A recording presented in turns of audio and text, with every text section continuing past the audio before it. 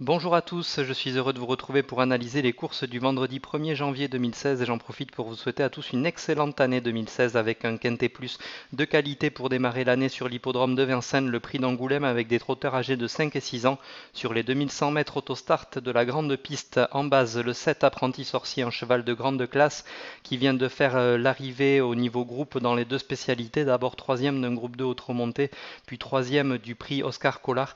Sur ce même parcours ce jour-là, il était notamment devancé par un certain Special qui depuis a conclu deuxième du Critérium Continental. Donc ce 7 apprenti sorcier très bien engagé ce vendredi, c'est une base intégrale.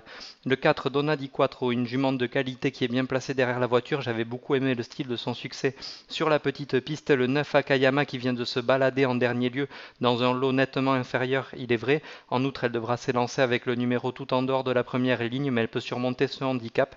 Et enfin le numéro 3 Akido, un cheval de classe très bien placé au gain mais qui va effectuer sa rentrée ici. Cependant sur sa classe il peut déjà prendre un accessite d'entrée de jeu.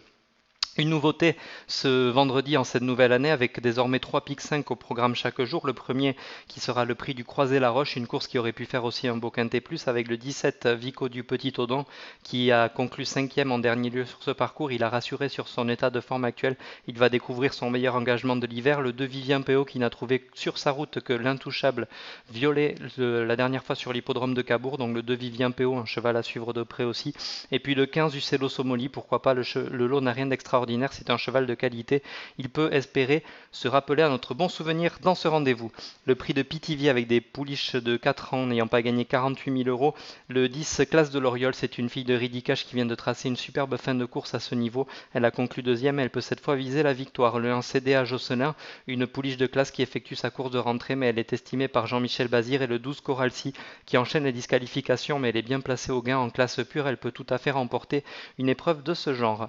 Enfin, le prix du Touquet, toujours sur l'hippodrome de Vincennes avec des 5 ans et le 16 By and By, très bien placé au plafond des gains qui reste sur une deuxième place dans cette catégorie. A priori, c'est sa course. Et puis le 8 Bingo du Vivier, en dernier lieu, il a bien gagné. C'était sa deuxième course après une très longue absence de plus d'1 an. Et cette fois-ci, s'il a bien récupéré de ses efforts, il me semble capable de conclure une nouvelle fois sur le podium. Voilà pour les courses de ce vendredi. Je vous retrouverai avec plaisir pour étudier les courses de samedi. Merci à tous.